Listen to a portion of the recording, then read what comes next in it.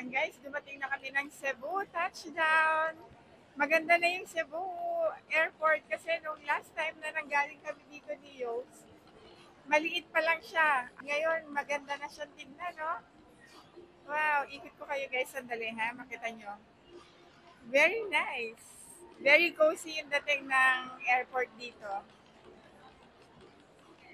Mas maganda pa to sa airport ng Manila eh. Ayan no guys, nasa ano na kami eh, lechon. Cebu syempre, at may lechon na dito. Kaya ayan o, available na agad yung lechon. Nay, welcome to Cebu. Dream come true. Pangarap ni nanay makarating ng Cebu, nakarating na siya ng Cebu. Yung electric fan nila, kakaiba. Guys, nakita nyo yan? Parang pamaypay. Tapos ang desk nila, as in malaking puno, katawan ng puno guys, tignan nyo. Yan o. Meron na kaming room at sasakay daw kami dito. Right, guys. That's right. Sa Lamborghini, sabi ni Kuya. So, doon pala check-in, check-in counter and then pag meron ka nang naka-assign na room, so you have to ride here at ita-transfer ka nila sa kung saan yung room natin. Niloload pa ni Kuya yung aming mga bagahe. Yeah. Good morning daw, Nay. Hello, Nay. Okay na.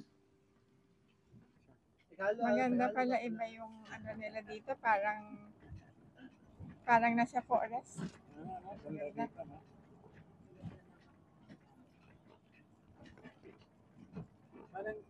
Bawat morning. Isang cottage, ganyan. Opo, tapos meron po ding room na ganyan po, parang second floor lang. Second floor. Yung room Ay, po, wow, second floor po yan. Second So, floor. hindi siya mga building, mga cottages pala. Opo. Ang ganda. Mga villa-villa po. Mga villa Yung room niyo pala. po is malapit po sa beach at pool din po. Ay, wow. Nice. So, guys, malapit yung room namin sa beach daw at saka sa swimming pool. Tingnan nyo guys, fresh pa ba yung mukha ko? Overnight na to, walang tulog. Hindi pa kami nakakatulog since yesterday kasi nga maaga yung aming flight. Ito na kami, ang room namin. We are at the second floor, naka-assign. Dito na tayo sa second floor. Akit ka na. Hi guys! Good morning from Cebu, Mactan. Finally, nakarating na kami dito. Wala kaming tulugan kasi 2 o'clock we had to leave our house. Dahil ang flight namin is at 4 a.m. So, we need to be at least 2 hours before sa airport. Pero umalis kami ng 2 in the morning sa bahay namin. At ayun, wala pa rin kaming tulog until now. So, hinihintay lang namin yung breakfast namin. And then after that, matutulog muna kami sandali. So, okay naman yung flight namin on time at on time ding dumating. And praise God at maganda yung weather. Eto, dito kami titira for 1 night. 1 night lang kami dito kasi sa following day, iba yung tutulugan namin at sa isang night, iba rin yung tutulugan namin. So, pakita ko lang sa inyo sandali kung ano yung itsura ng loob ng room ng Crimson Hotel. So, ayan si nanay. Napapagod na yan. Ilang taon ka na, Nay? 83. O, 83 na sa birthday mo, no? Hindi, 84 na. 84 ka na. 84 ka na, Nay. Higa ka muna dyan. Si husband tulog na, kasi sobrang pagod na yan. Wala pang tulog. So, ito yung bed nila, isang king size bed, tapos merong extra bed dito Ay. para kay nanay. So, eto, meron silang TV, meron ding, as usual, merong ref, at anong laman. So, yung mga chargeable, pagka kinain mo yan, so you need to pay. At meron silang mga libreng coffee dito. I think espresso to. So, merong coffee. Pwede kang magtimpla. Meron ding free water at lalagyanan to ng mga maleta. At meron silang libreng chinelas. Guys, eto nakita niyo yung chinelas nila. Libre yan. So, dito nakalagay yan eh. Kinuha ko dito. Meron ding plancha, merong wardrobe. Ayan. Yan ang laman. Meron din silang safe. Pagka may mga valuables kang dapat iiwan sa loob. So, dyan natin iiwan. Merong extra pillow. Sabitan ng mga... Actually, ito nabubuksan to. Diretso dun sa loob ng toilet. Eh, nasisilip na oh. So, pasukin natin yung toilet, guys. Kung ano itsura. So, meron ditong, anong tawag ba dito? At merong upuan. At ito yung kanilang sink. Merong dryer. Merong soap, tissue as usual. Yung mga toothbrush. So, ito yung shower room nila. So, yan. Na-open yan. So, see-through yan. Nilang lang namin kasi nag-toilet kanina si nanay. And, ito yung room. Sa labas, merong mirror.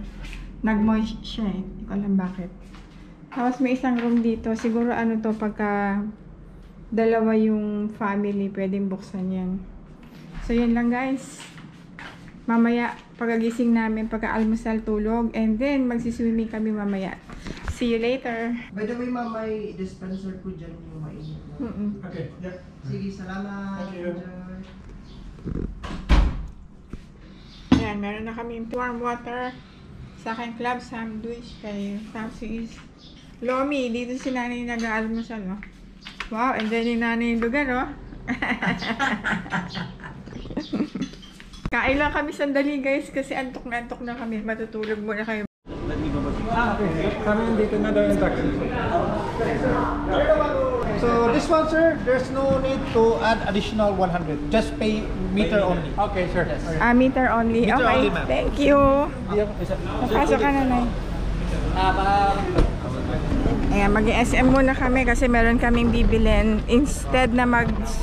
Thank you. Sir, sa meter, sir. So ma'am, you have your meter there in the front. Just pay meter, ma'am. Okay? Yes po. Thank you. Ayun. Thank you. So instead na mag-swimming kami ngayon, punta muna kami ng SM kasi meron kaming bibiling pasalubong para dun sa Malayo ba? imi-meet namin tomorrow. Malayo ba? Yun na lang. Select tayo dadaan, yung bagong tulay ba? Oo, sige. Kayo lang mag-pay ng 90. Sige. 90 peso ba? Okay. Ah. Dadaan kami sa bagong bridge. May litrado dito. Ha? Erwinton po. Sa Kings Point sa amin ay pinagtatanggal yung mga ganyan nila eh. Oo, kahit sa Nilinis. Kahit sa Mandaluyong. Tinanggal. Yung mga post, Mga poster yung malaki. oo, tinatanggal nila. Tinatanggal ng... Ngayon nag-ano na sila, nag-start na kanina. Ang daming saging na yun. Tingnan mo, ang gandang tingnan. Wow. Naubos na. Lengke na eh. Merkado nga akong tawagin sa Bisaya.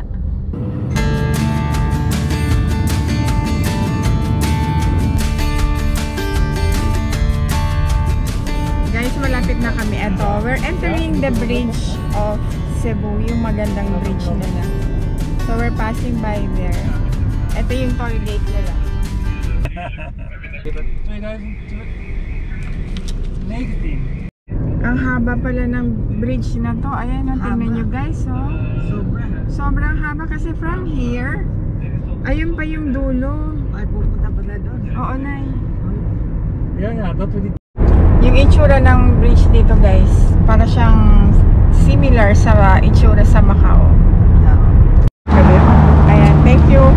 Ayan guys, bumaba lang kami sandali dito. Pinicture lang kami ni Kuya. So, eto, umara kami sa gitna ng bridge ng Cebu. Eto, ayan o, yan. Eto, ang ganda tingnan, diba? Ang lawak ng, ano niya, both sides yan. Ayan. Going up to the bridge. Ayan guys, oh. That's the bridge of Cebu. Yung mga pillars niya guys, tingnan nyo, ang natataba. mataas. Mataas. Yung sa ilalim, makita yung mga ano. Ayan guys, Malapit tingnan lang. nyo. Ganda. Tapos yung lantao dyan. Ha? Doon. Doon yung lantao. Ito guys, tingnan nyo, oh. It's beautiful. South Road Properties. So pagbaba ng bridge, andito sa bandang left side naman yung SM North Seaside. Hindi, nasa right side pala, sorry.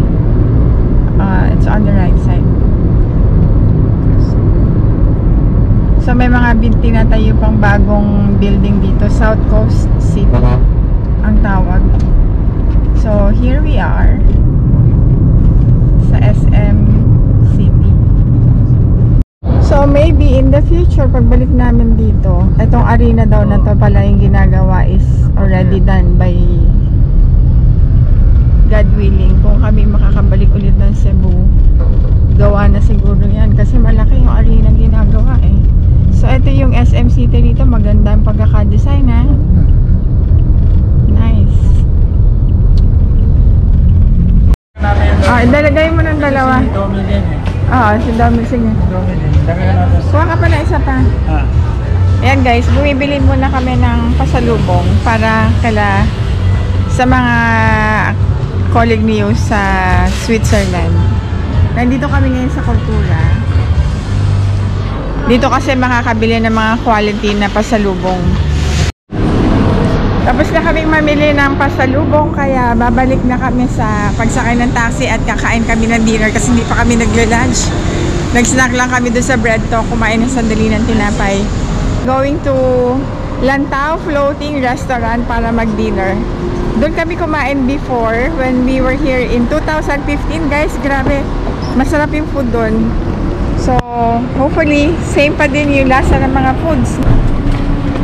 Kuya, saan na po tayo sa may Lantau Floating Restaurant? Hello guys, andito na kami sa Lantau. Second time ulit namin makarating dito. Ayan o.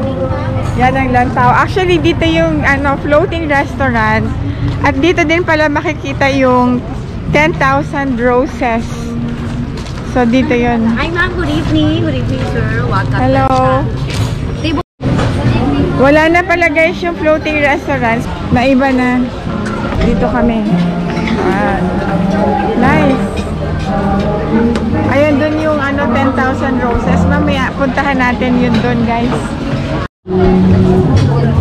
Guys, eto pala. Tingnan natin kung pareho pa din siya yung sinasabi nilang Cordova Express. Kung ito yung hinahanap namin na soup na masarap. Nung time na nandito kami, last time sa floating restaurant dito sa Cordova. Pero wala na yung floating restaurant na wala na siya. Ito na yung pumalit. Parang seafood ihaw-ihaw. So ito na in-order namin. Inihaw na pork chop, Cordova Express at saka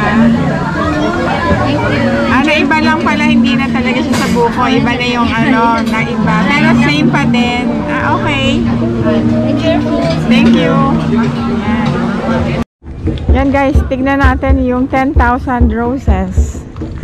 Parang yung sa Taiwan. Taiwan, no? Ay, hindi. Taiwan. Korea. Sa Korea.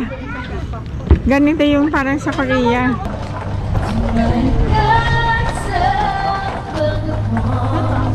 Hi guys, eto sa Cordova, sa Cebu, yung 10,000 roses. So, ang ganda siyang tignan. Para siyang kapareho sa Korea. Meron siyang similar na ganito din. I think 10,000 roses din siya.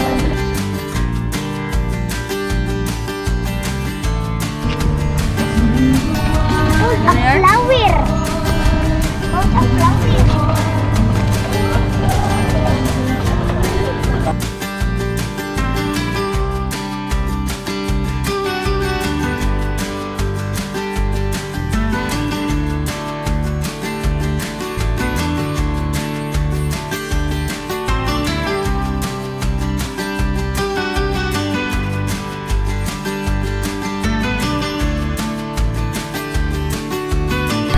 So, ang ganda niyan tignan kapag kagabi. Mas ma-appreciate mo siya pagkagabi. Pag gabi kayo pupunta dito instead na morning kasi mas siya exaggerated yung beauty niya kasi because of the lights. Anyway, uwi na kami guys. We're done.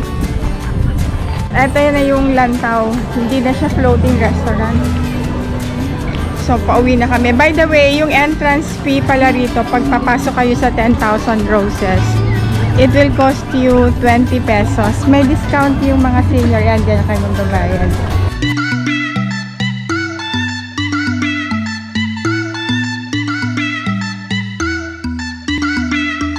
You told me that we should go.